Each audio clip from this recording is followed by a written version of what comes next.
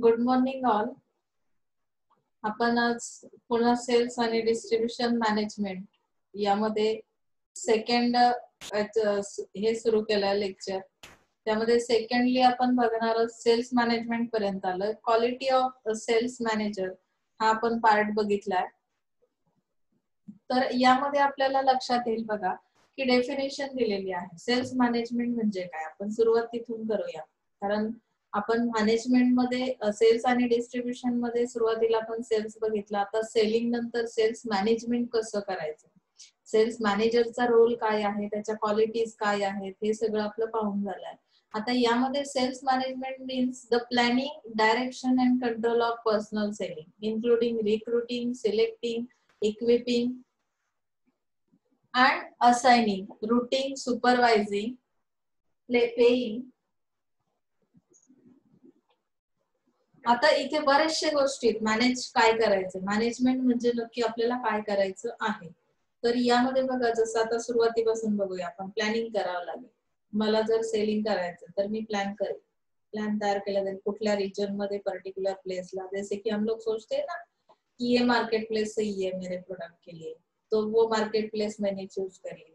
वो पहला first thing हमने प्लेस डिसाइड कर ली, उसके लिए प्लान तैयार किया कि यार इस मार्केट प्लेस में अगर मेरा प्रोडक्ट जाएगा तो किस तरह से जाएगा, कौन से डिस्ट्रीब्यूशन चैनल्स उसके लिए यूज किए जाएंगे, सही डायरेक्शन से उसके लिए डायरेक्शन चूज की जाएगी कि कौन सी डायरेक्शन सही रहेगी, कौन सा मीडिया यूज करना पड़ेगा ऍडव्हर्टायझिंग के लिए, वो भी सोचना पड़ेगा. आता यामध्ये सेकंड थिंग काय सांगितली, control of personal selling.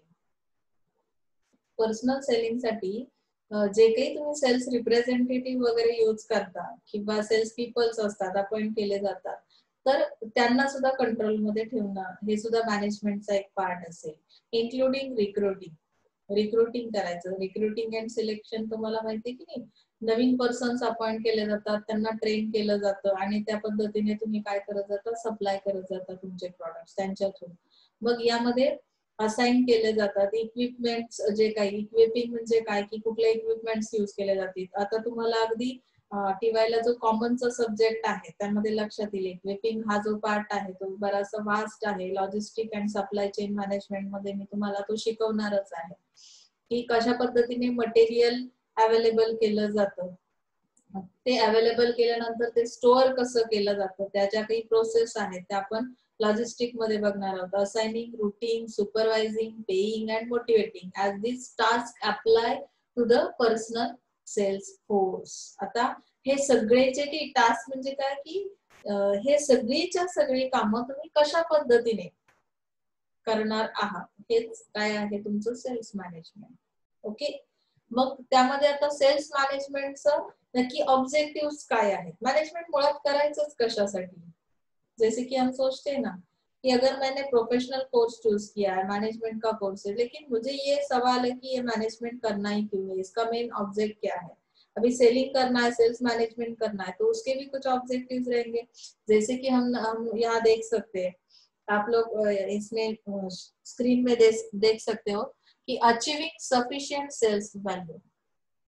Achievements तो होते ही है. जैसे कि हम लोग सोचते हैं ना कि सेल्स कितना हो रहा है, सफिशियंट सेल्स वॅल्यू यानी की यामध्ये तुम्हाला खरंच बेनिफिट मिळतंय का, म्हणजे तुम्हाला जेवढं अपेक्षित आहे तेवढं सेल्स होतोय का, तर त्या पद्धतीचं एक तुमचं ऑब्जेक्टिव्ह असलं पाहिजे.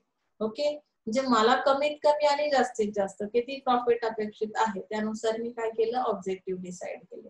Providing sufficient profit, sufficient profit मिळणं खूप अपेक्षित आहे. मी सेल करतो पण मला काहीच प्रॉफिट मिळत नाहीये, असं जर झालं तर काय होईल, नाही चालणार. एक्सपिरियन्सिंग कंटिन्युइंग ग्रोथ, मार्केटमध्ये तुम्ही सेल्स करताय तर त्या सेल्सला काय असणार आहे, जसं आपण 4 P's मार्केटिंगच्या स्टडी केलं की नाही. स्टार्टिंग काय आहे, इंट्रोडक्शन स्टेज आहे. सेकंड थिंग आहे ग्रोथ स्टेज आहे. थर्डला काय होईल, तुम्ही कुठल्या प्लेसला जाल, थर्ड स्टेजला गेल्यानंतर इथे एका प्लेसला जाऊन तुम्ही स्टेबल होणार आहात.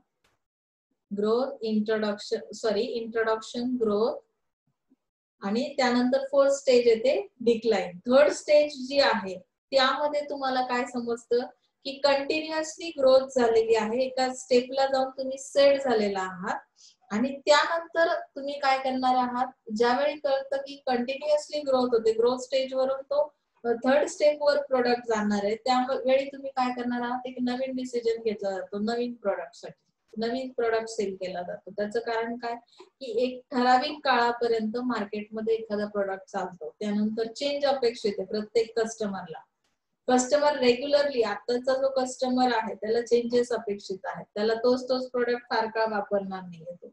मग त्यावेळी तुम्ही जे लॉन्चिंग करता, न्यू प्रोडक्टची अनाउन्समेंट केली जाते, मग त्यानंतर त्या अनाउन्समेंट नंतर तुम्ही काय करता, तो प्रोडक्ट मार्केटमध्ये आणण्याचा प्रयत्न करता. इथे सेल्स मॅनेजमेंट करताना सुद्धा तुम्हाला तो एक्सपिरियन्स मिळाला पाहिजे. सेल्स करतोय म्हणजे माझ्या सेल्स मध्ये इन्क्रीज होतंय का, सुरुवातीला फर्स्ट वीक मध्ये किती सेल होत होता, दुसऱ्या सेकंड वीकला तो कशा पद्धतीने इन्क्रीज झाला, तर हे सगळं तुम्हाला ऑब्जेक्टिव्ह तुम्ही डिसाइड केलेले असतील. यामध्ये आता ही सेल्स मॅनेजमेंट मध्ये डेव्हलपमेंट कशी होत गेली बघा, काही त्यांनी मेजर पॉइंट्स दिलेले आहेत. डेव्हलपमेंट इन सेल्स मॅनेजमेंट कुठल्याही गोष्टीचे, आता आपण जसं की कुठल्या गोष्टीचं इव्होल्युशन बघतो किंवा त्याच्या स्टेजेस बघतो डेव्हलपमेंटच्या, तसं सेल्स मॅनेजमेंट मध्ये सुद्धा असणार आहे की डेव्हलपमेंट झाली म्हणजे काय, की इन्क्रीज झाली कॉम्पिटिशन, एकापेक्षा अधिक मार्केटर्स मार्केटमध्ये आले, एकापेक्षा अधिक प्रोडक्ट सर्व्हिसेस मार्केटमध्ये आले, त्यामुळे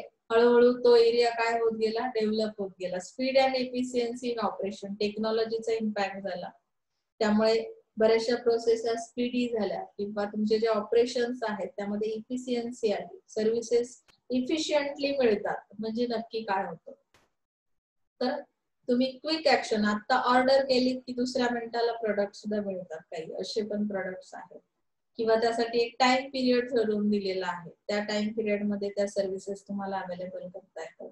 ग्रेटर फोकस ऑन कस्टमर्स, इथे कस्टमरला किंग म्हटलेलं आहे मार्केट मधला. मग कस्टमर जर किंग आहे तर त्या कस्टमरवर किती फोकस केला जातो, ग्रेटर फोकस असला पाहिजे, की ज्याच्या थ्रू ज्याला सॅटिस्फाईड करण्यासाठी तुम्ही काय करताय, सेलिंग करताय, ही प्रोसेस कम्प्लीट करताय. मग ह्यामध्ये डेव्हलपमेंट साठी कुठल्या स्टेज होत्या, तर इफेक्टिव्हनेस टू इफिशियन्सी ही फर्स्ट स्टेप होती. तुमचं जे काही रिलेशनशिप आहे, तुमचा जो काही प्लॅन आहे मार्केटिंगचा, तर त्यामध्ये how much of the plan has been fulfilled or realise. मार्केटिंगचा प्लॅन कोणासाठी तयार केलाय, कस्टमरसाठी तयार केलेला आहे. मग त्या कस्टमर किती चांगल्या पद्धतीने फुलफिल झाला किंवा सॅटिस्फाईड झाला, इफेक्ट किती झाला कस्टमरवर, त्यावर ते डिपेंड आहे. ओके, मग इफिशियन्सी हा पार्ट जो आला, the effectiveness focuses on contribution in relation to the target और objective, and efficiency means contribution in relation to cost. Efficiency कशाशी कॉन्ट्रीब्युट करते, कॉस्टचे रिलेशन आहे, आणि तुमची इफेक्टिव्हनेस हा टार्गेट ऑडियन्सवर इम्पॅक्ट करतो, टार्गेट ऑब्जेक्टिव्ह जे आहे त्याच्यावर इम्पॅक्ट करतो. ओके, आता यामध्ये त्यांनी सांगितलंय की efficiency how can you achieve, तर मग त्यामध्ये दोन पॉइंट सांगितलेले आहेत, टू वेज आहे, there are two ways. By increasing productivity, productivity increase झाली म्हणजेच काय झालं, इफिशियन्सी अचीव केली तुम्ही. येते लक्षात, प्रोडक्टिव्हिटी कशा पद्धतीने इन्क्रीज करता येते, as per market demand. Customer तुम्हाला कशी डिमांड करतो त्यानुसार ती इफिशियन्सी तुमच्याकडे असली पाहिजे. तुम्ही कशा पद्धतीची टेक्नॉलॉजी यूज करताय त्यानुसार काय होणार आहे, इफिशियन्सी तुम्ही अचीव करू शकता.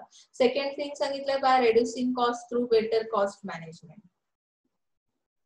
मॅनेजमेंट काय आहे हे आपण फर्स्ट ईयर पासून बघतोय. जैसे कि हमने एक एग्जाम्पल भी देखा था कि 1 कप चाय बनाने के लिए हमें मटेरियल कितना यूज करना पड़ेगा, टी पाउडर कितनी होगी, शुगर कितनी होगी, आपका मिल्क कितना होना चाहिए.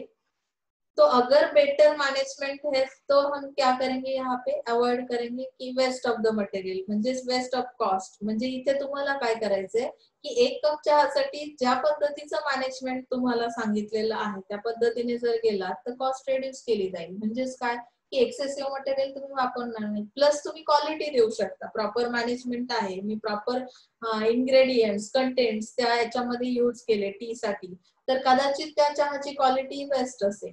येते लक्षात. म्हणजे आपल्याला प्रॉपर मॅनेजमेंट केल्यामुळे इफिशियन्सी तर येतेच, कॉस्ट रिड्यूस केली जाते. येते लक्षात?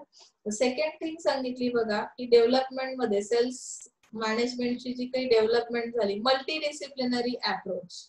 आता हा जो अप्रोच असणार आहे यामध्ये तुम्हाला एक गोष्ट शिकायला मिळेल बघा की यांनी कंपनीज ज्या आहेत त्यांनी कशावर फोकस केलाय. Due to the focus of companies on increasing efficiency they are adopting multidisciplinary approach.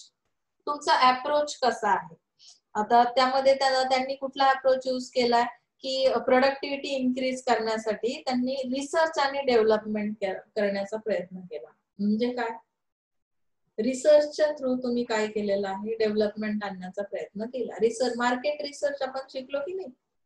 मग मार्केट रिसर्च मध्ये काय केलं आपण? कस्टमरचा रिसर्च केला, त्या मार्केट प्लेसचा रिसर्च केला, तिथल्या एन्व्हायरमेंटचा स्टडी केला, तिथल्या क्लायमेटचा स्टडी केला, तिथल्या डिमांड्स कशा आहेत त्याचा स्टडी केला आणि मग त्या पद्धतीने आपल्या सेल्स मॅनेजमेंट मध्ये आपण डेव्हलपमेंट करत गेलो. ओके. सेकंड, मल्टीडिसिप्लिनरी अप्रोच मध्ये सेकंड फॅक्टर कुठला आहे किंवा फंक्शन कुठला येतं? तर प्रोक्युरमेंट आहे. कशा पद्धतीने परचेसिंग होतं इथे, येते लक्षात? थर्ड थिंग आहे प्रोडक्शन प्रोसेस. प्रोडक्शनची प्रोसेस कशी आहे ऍक्च्युअली, म्हणजे प्रोडक्शन प्रोसेस मध्ये जर गडबड असेल, डिफॉल्टच सगळे प्रोडक्ट्स बाहेर पडत असतील तर कस्टमर डिमांड करेल का? लाईक करेल का? तर किंवा तुमचं सेल्स इन्क्रीज होईल का? कंटिन्युअसली ग्रोथ स्टेजला असेल का? असणार नाही. मग यामध्ये प्रोडक्शन प्रोसेस मध्ये तुम्ही काय केली? इम्प्रूव्हमेंट करत गेलात. फोर्थ फंक्शनिंग आया उसमें क्वालिटी कंट्रोल और मैनेजमेंट. मैनेजमेंट तो करना है लेकिन क्वालिटी कंट्रोल भी तो करना जरूरी है. क्वालिटीच नसेल तुमच्या प्रोडक्ट्स मध्ये, सर्व्हिसेस मध्ये, तर त्यासाठी कोणी डिमांडच करणार नाहीये. म्हणजे तुमचा अप्रोच कसा केला तुम्ही? थोडासा व्हास्ट एरिया तुम्ही घेतला की ज्याच्यामुळे तुम्हाला एक्झॅक्टली मार्केटची डिमांड समजली आणि त्या पद्धतीने तुम्ही काय केली? डेव्हलपमेंट सुरुवात केली डेव्हलपमेंटला. थर्ड थिंग सांगितली की इंटरनल मार्केटिंग. आता इंटरनल मार्केटिंग कशासाठी केलं जातं? त्यामध्ये काय दिलंय बघा. Internal marketing is becoming necessary and widely practice in many companies. According to Philip Kotler, there are 3 roles of successful marketing in relation to the customer. आता इंटरनल, एक्सटर्नल आणि इंटरॅक्टिव्ह अशा 3 टाईपचं मार्केटिंग आपण बघणार आहोत. इंटरनल मार्केटिंग कशाशी relate करते? It relates to the marketing selling departments, interactions with the employees. त्या डिपार्टमेंटचं एम्प्लॉईजशी कशा पद्धतीने इंटरॅक्शन आहे, त्याचं मेन बेसिक रिझन काय असेल? आपण इंटरनल एन्व्हायरमेंट मध्ये बघतो जनरली की इंटरनल मध्ये काय येतो की तुमचा एम्प्लॉय हा सगळ्यात पहिला पार्ट येतो. तो जर सॅटिस्फाईड असेल तर कदाचित काय होणार आहे, तो मार्केटला सुद्धा तुमच्या सर्व्हिसेस प्रॉपरली प्रोव्हाइड करेल, सेल्स प्रॉपर करेल. त्यामुळे तुम्ही कंटिन्युअसली त्यामध्ये डेव्हलपमेंट करू शकता, इन्क्रीज करू शकता असेल. मग एम्प्लॉयशी तुमचं त्या डिपार्टमेंटचं रिलेशन कसं आहे, that is called internal marketing. First आपल्याला ते डेव्हलप करावं लागेल. सेकंड थिंग आहे एक्सटर्नल मार्केटिंग. एक्सटर्नल मार्केटिंग मध्ये काय येतं? It relates to the marketing selling department interaction with the customer, inducing customers to buy making attractive offers. डिपार्टमेंटला, sales department जे आहे, मार्केटिंग डिपार्टमेंट जे आहे, त्याला जर कस्टमर सोबत रिलेशन मेंटेन करायचं असेल तर काय करावं लागेल? काहीतरी स्ट्रॅटेजी असेल की नाही? काही अट्रॅक्टिव्ह ऑफर्स प्रोव्हाइड कराव्या लागतील, जेणेकरून काय होईल की तुमचं एक रिलेशन तयार होईल. लक्षात येत आहे? इंडिव्हिज्युअल एक्झाम्पल घेऊया. तुमचं पर्सनल रिलेशन्स, तुम्ही जे काही फॅमिली रिलेशन असतील, प्रोफेशनल रिलेशन्स असतील, ते डेव्हलप करण्यासाठी काहीतरी एफर्ट्स घेता की नाही? कसे ठेवले जातात ते रिलेशन? आता तुमचं एखादं फ्रेंडशिप आहे, हा एक रिलेशन आहे, ते मेंटेन ठेवायचे तुम्हाला. त्यामध्ये एक रिलेशन कायमस्वरूपी ठेवायचं असेल तर मोस्ट ऑफ द टाइम आपण बर्थडेज वगैरे लक्षात ठेवतो. त्या बर्थडे वेळी त्यांना विश करणं, त्यांना काही भेटवस्तू देणं, गिफ्ट प्रोव्हाइड करणं. तर हे सगळं काय आहे की आपण रिलेशन तयार करतो. सेम ॲज इट इज इथे त्या डिपार्टमेंटला कस्टमरशी रिलेशन मेंटेन करताना काय करावं लागेल? इंटरॅक्शन करताना. इंटरॅक्शन असंच होणार नाहीये, मग तिथे तुम्हाला काही अट्रॅक्टिव्ह ऑफर्स प्रोव्हाइड करावे लागतील. थर्ड थिंग सांगितली इंटरॅक्टिव्ह मार्केटिंग. इंटरॅक्टिव्ह मार्केटिंग मध्ये काय येतं, it relates to the employees interaction with the customers and building relationships with them. म्हणजे तुम्हाला काय करायचंय की फर्स्ट थिंग झाली तुमचं डिपार्टमेंट आणि employee, that is internal marketing. Second thing झाली तुमचं डिपार्टमेंट आणि customer interaction, that is called external marketing. And third thing is interactive marketing. third thing मध्ये काय येतं की तुमचा ऍक्च्युअल एम्प्लॉई जो सेल्स करणारा आहे तो एम्प्लॉई आणि तुमचं कस्टमर यांच्यामध्ये एक रिलेशनशिप तयार करणं. Okay, is that clear? मग डेव्हलपमेंट स्टेजला तुम्हाला सांगितलंय त्यांनी, for the success of external marketing both internal and interactive marketing have to play their role. However, internal marketing has a more critical role. Companies have started realizing that though marketing or sales may be the final contact point with the customer, but the rest of the organization has to play their complementary roles to achieve the sales target. Okay, is that clear? Next, fourth factor is increasing use of internet. आता development करायची तर आपल्याला technology apply करावी लागेल. Technology apply करायची म्हणजे काय की इंटरनेटचा यूज तुम्ही वाढवला, सेलिंग ऑन द इंटरनेट और ई कॉमर्स. ई कॉमर्स त्यामध्ये आलं. ई कॉमर्स मध्ये जनरली तुम्ही काय केलं, सर्व्हिस देणं सुरू केलं किंवा त्या पद्धतीने कम्युनिकेशन इंटरॅक्शन सुरू झालं.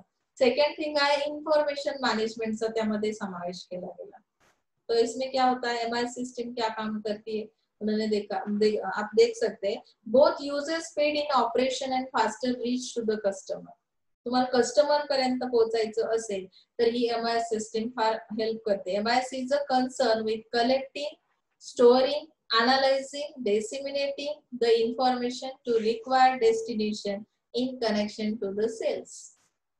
म्हणजे काय की ऑल टाइप ऑफ, म्हणजे तुम्हाला इथे फक्त कलेक्शनच करायला मिळत नाही कस्टमरचा डेटा, तर तो स्टोअर कसा करायचा, त्याचं अनालिसिस कसं केलं जाईल, त्या पद्धतीने तुमच्या ज्या रिक्वायरमेंट्स आहेत कस्टमरच्या तर त्या कशा कम्प्लीट केल्या जातील सेल्सच्या थ्रू. तर ह्या पद्धतीने ही एमआयएस सिस्टीम तुम्हाला काय करते, हेल्प करते. म्हणजे इथेच काय झालं, डेव्हलपमेंट करायची सेल्स मध्ये म्हणजे तुम्ही इंटरनेटचा वापर सुरू केला. ओके, थर्ड थिंग सांगितली customer relationship management, that is called CRM. CRM is truly customer centric approach.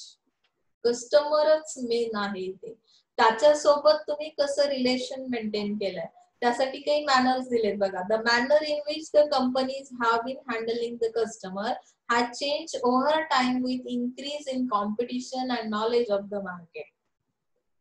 तुम्हाला कंपनी ऍज अ कंपनी म्हणून कशा पद्धतीने कस्टमरला फेस करायचं आहे, तर मार्केटमध्ये कॉम्पिटिशन खूप आहे, तुम्ही एकटेच असणार नाही आहात. मग अशा केसमध्ये तो कस्टमर डायव्हर्ट पण होऊ शकतो. तर तुम्हाला मार्केटची कॉम्पिटिशन लक्षात घेऊन मार्केटचं नॉलेज तुम्हाला असलं पाहिजे, त्या पद्धतीने तुम्हाला ती रिलेशनशिप मेंटेन करायची आहे कस्टमर सोबत. The prime goal of every company is customer loyalty and they all try to achieve. Okay, म्हणजे इथे हा पार्ट झाला. म्हणजे यामध्ये त्यांनी एक गोष्ट सांगितली की हे रिलेशनशिप तयार करताना you have to build mutually satisfying relations. Mutual understanding असणं खूप गरजेचं आहे. की मार्केटर ऍज अ मार्केटर म्हणून जर तुम्ही एखादी ऑफर दिली किंवा एखादी नवीन अट्रॅक्शन साठी काही ऍडव्हर्टायझिंग केल्या तर तुमचा कस्टमर त्याकडे कशा पद्धतीने बघतो, त्याचा अप्रोच कसा आहे, तर तो पॉझिटिव्ह असला पाहिजे. तर यासाठी हे सीआरएम खूप इम्पॉर्टंट असेल.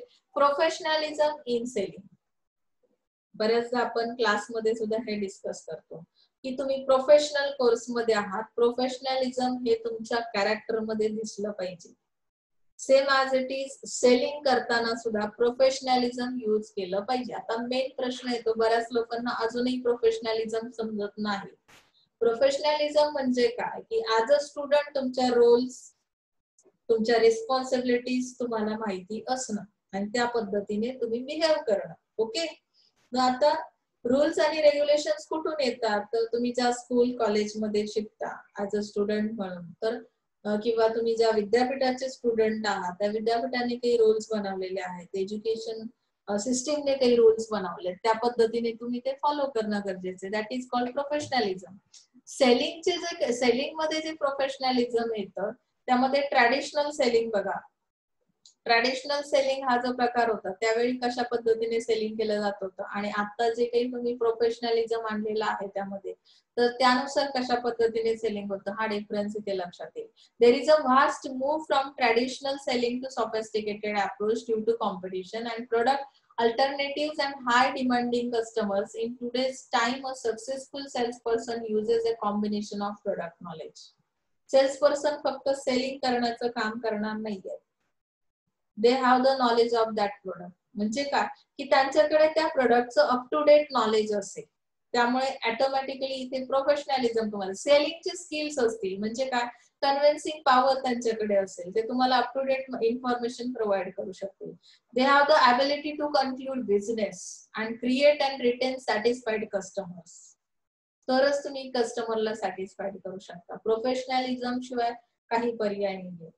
तुम्ही जर फॅमिली रिलेशन तिथे मेंटेन करायला गेलात, पर्सनल रिलेशन मेंटेन करायला गेलात, तर त्यामध्ये सेलिंग मध्ये डेव्हलपमेंट कधीच येणार नाही.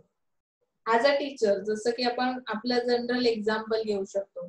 ऍज अ टीचर म्हणून मी जेव्हा तुम्हाला टीच करते तेव्हा मला प्रोफेशनलिझम फॉलो करणं खूप गरजेचं आहे. मी कुठल्याही स्टुडंट सोबत जर पर्सनल रिलेशनशिप ठेवली किंवा फॅमिली रिलेशनशिप असेल तर मी तेवढ्या चांगल्या पद्धतीने मोटिवेट करू शकणार नाही त्या स्टुडंटला किंवा तेवढं चांगलं एज्युकेशन मी प्रोव्हाइड करू शकणार नाही. त्यामुळे इथे प्रोफेशनलिझम असणं खूप गरजेचं आहे. सेलिंग मध्ये सुद्धा जर डेव्हलपमेंट करायची असेल तर तुम्हाला प्रॉपर स्किल्स मेंटेन करावे लागतील. तुमचं ऍटिट्यूड त्या पद्धतीने असलं पाहिजे. त्यासाठी तुम्ही अप्रोप्रिएट ट्रेनिंग घेतलेलं असलं पाहिजे. तेव्हा काय होईल की डेव्हलपमेंट होईल. Many companies have set up their own management development centers for training employees in professional sales management. Professionalism शिकवण्यासाठी सुद्धा तुम्हाला ट्रेनिंग प्रोव्हाइड केलं जातं.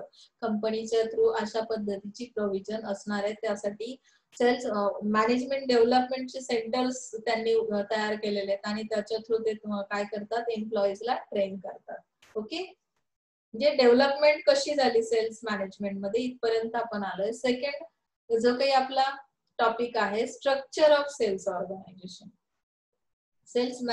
सेल्स प्लॅनिंग शिकलो आपण. सेल्स मॅनेजमेंट करायचं कसं तेही शिकलो. त्याची डेव्हलपमेंट कशी होऊ शकते त्यासाठी काही पॉइंट स्टडी केले. Now let us see the structure of sales organisation. Structure means what. Structure कसं बनतं. जनरल आहे बघा, जनरल क्वेश्चन आहे. तुम्ही घर बनवता बरोबर, मग त्यासाठी एक स्ट्रक्चर तयार केलं जातं. म्हणजे काय करता, इंजिनिअरिंग प्लॅन काढला जातो. किती रूम्स असतील, किती डोअर्स असतील, किती विंडोज असतील, किचन कशा पद्धतीचं असेल, 1 BHK असेल, 2 BHK असेल, त्याचा एक फॉर्मॅट तयार केला जातो, एक स्ट्रक्चर तयार केलं जातं. सेम सेल्स ऑर्गनायझेशन आहे, सेलिंग करते. मग अशा केसमध्ये त्याचं जे काही स्ट्रक्चर आहे तर त्या स्ट्रक्चरचा इम्पॅक्ट काय होतो, increase the effectiveness of the sales force.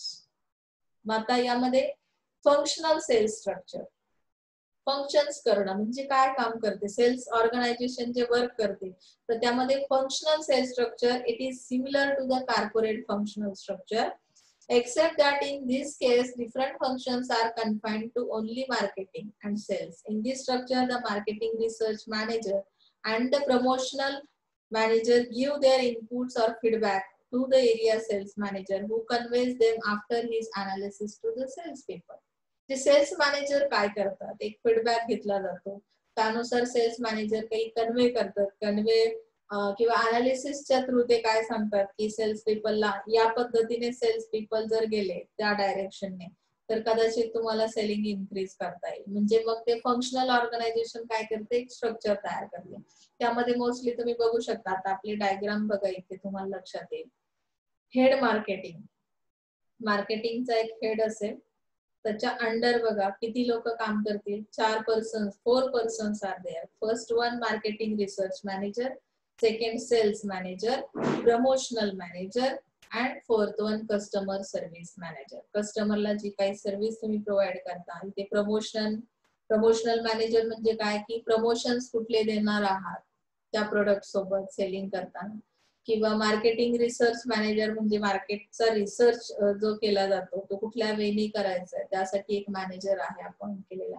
मग मार्केटिंग हेड च्या अंडर हे 4 मॅनेजर्स काय करतायत, वर्क करतायत. यामध्ये सेल्स मॅनेजर, आता आपल्याला ऍक्च्युअली सेलिंगचं स्ट्रक्चर बघायचंय त्यांचं कसं असेल, तर सेल्स मॅनेजरच्या अंडर एरिया सेल्स मॅनेजर्स असतील 4 टाईपचे, जसं ईस्ट, वेस्ट, साऊथ, नॉर्थ, अशा पद्धतीच्या 4 डायरेक्शन्स आहेत.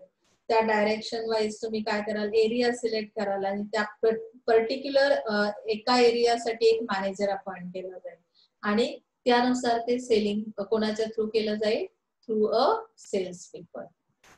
समजते डायग्राम? म्हणजे ह्या पद्धतीचं हे स्ट्रक्चर तयार केलं गेलं फंक्शनल ऑर्गनायझेशनचं. त्याचे बेसिक ऍडव्हान्टेज काय आहेत? It's administration is very simple. Simple आहे, तुम्हाला स्ट्रक्चर मध्येच लक्षात येतं की फार क्रिटिकल यामध्ये काही नाहीये.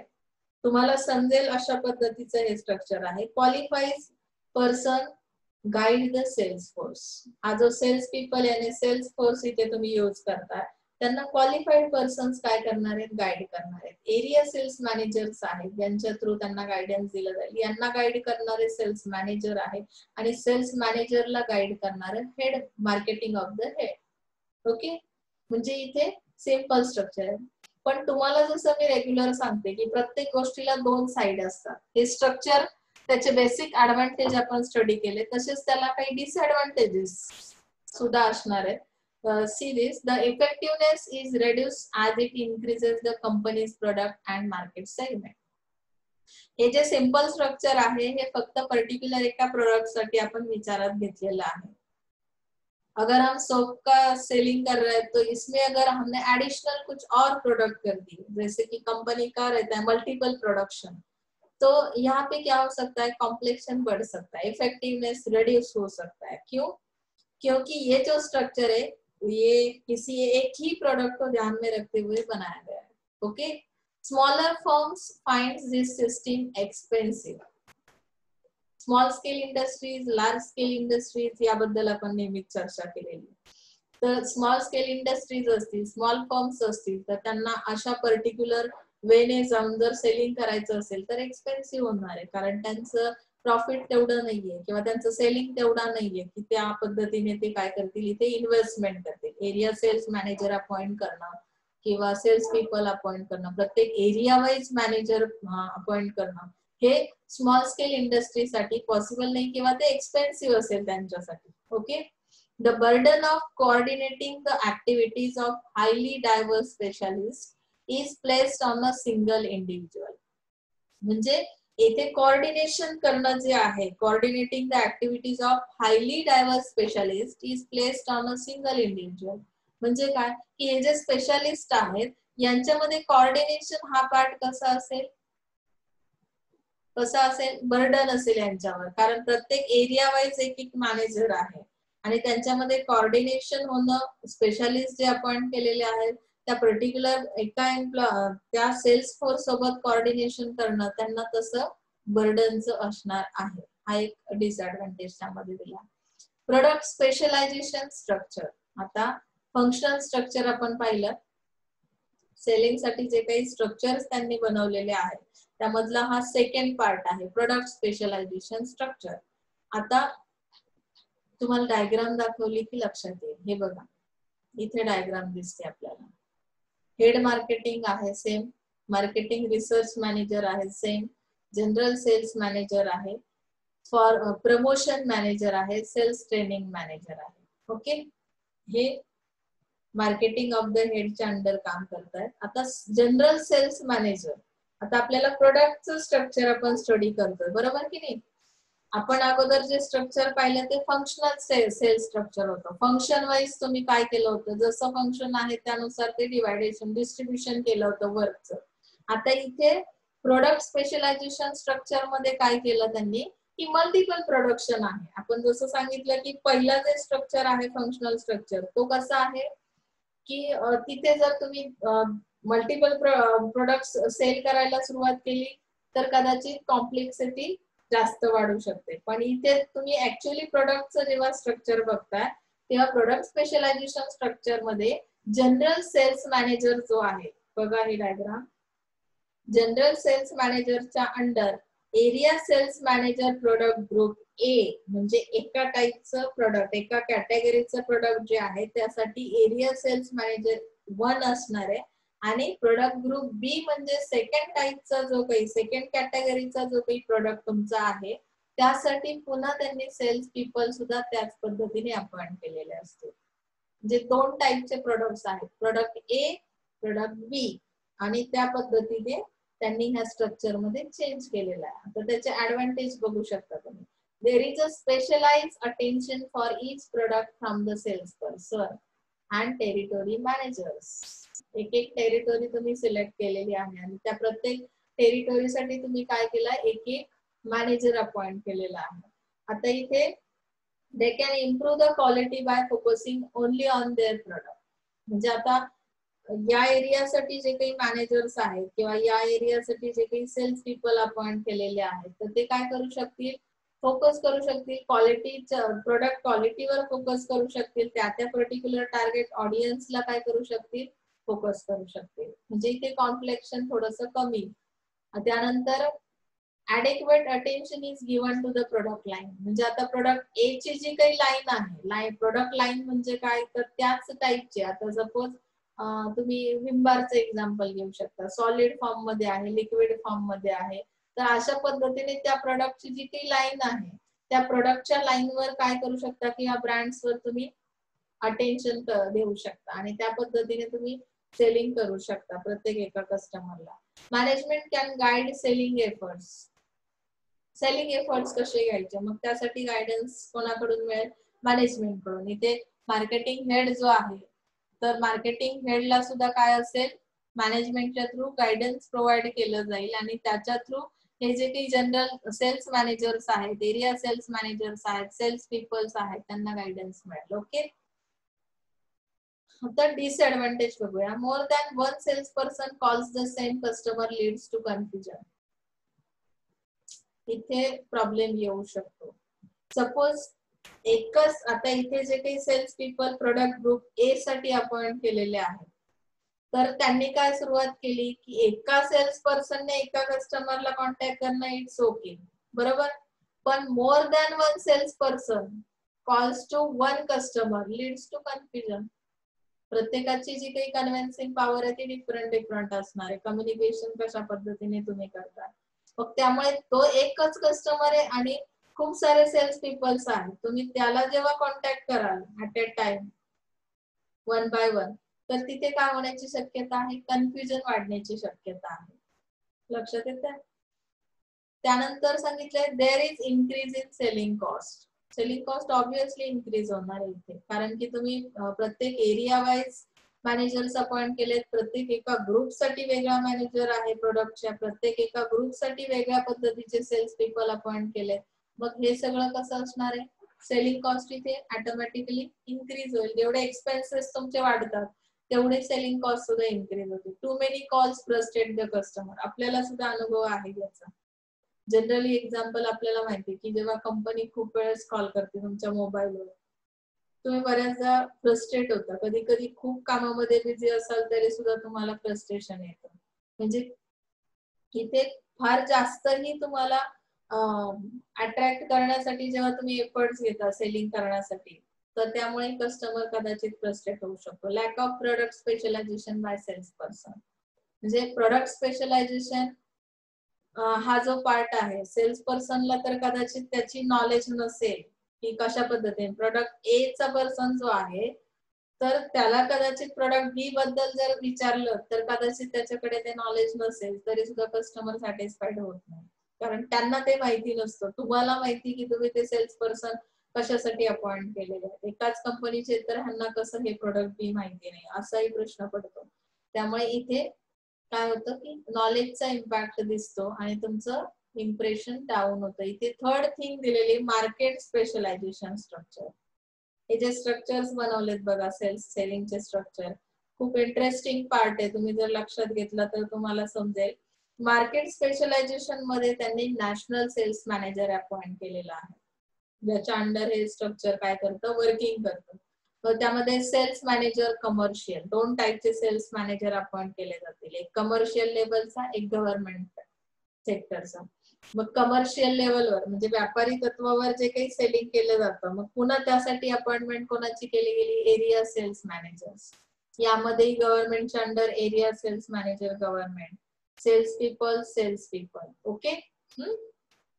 आता इथे ऍडव्हान्टेजेस त्याचे काय दिलेले आहेत बघा. जर मार्केट स्पेशलायझेशन स्ट्रक्चर आपण बनवतोय तर sales and marketing efforts are organised to meet the needs of specific customer group.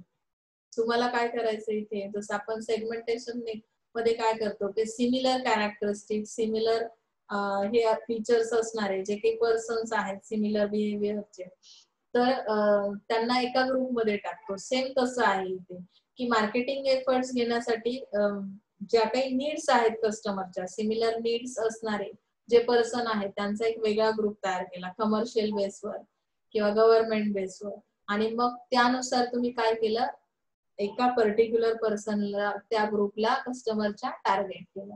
Management control can be strategically allocated to different markets. म्हणजे आता इथे काय झालं की स्ट्रॅटेजीज अप्लाय करता आल्या. कमर्शियल बेसवरच्या स्ट्रॅटेजीज कुठल्या असतील किंवा बाकी गव्हर्नमेंट लेवलच्या स्ट्रॅटेजीज कुठल्या असतील. Sales representatives know the needs of their customers and build stronger relationship with them. CRM इथे काम करेल, कारण की ज्यावेळी तुम्ही कस्टमरच्या रिक्वायरमेंटचा विचार कराल, त्यांच्या नीड्सचा ऍज पर देअर नीड्स तुम्ही काय कराल की सेलिंग कराल, तर तेव्हा ऑटोमॅटिकली एक रिलेशनशिप तयार होईल. ओके. डिसएडव्हान्टेज मध्ये काय दिलं की there is duplication of territory coverage and high selling cost. Selling cost इथे इन्क्रीजच होणार आहे. तुमच्या लक्षात येईल की एवढा मोठा स्ट्रक्चर आहे हा. कमर्शियल बेसवर पण एरिया सेल्स मॅनेजर्स आहेत, म्हणजे तुम्ही 4 डायरेक्शनला 4 टाइप्सचे मॅनेजर्स अपॉइंट केलेले आहेत. सेलिंग कॉस्ट इन्क्रीज होईल. आणि डुप्लिकेशन ऑफ टेरिटरी कव्हरेज म्हणजे काय की कदाचित एकाच टेरिटरी मध्ये जाऊन आता 4 टाइपचे जरी मॅनेजर्स असतील तर इथे डुप्लिकेशन होण्याचे चान्सेस खूप आहेत. इकडच्या एरिया मधला तिकडच्या एरियामध्येही जाऊ शकतो कदाचित. त्यासाठी एरिया डिफाईन करणं खूप गरजेचं आहे. आय थिंक इथे आपण आज थांबूया. 4th फॅक्टर जो आहे टेरिटरी बेस्ड स्ट्रक्चर, तो पुढच्या लेक्चरला कंटिन्यू करूया. काही डाउट्स असतील तर विचारायचे. Okay, thank you.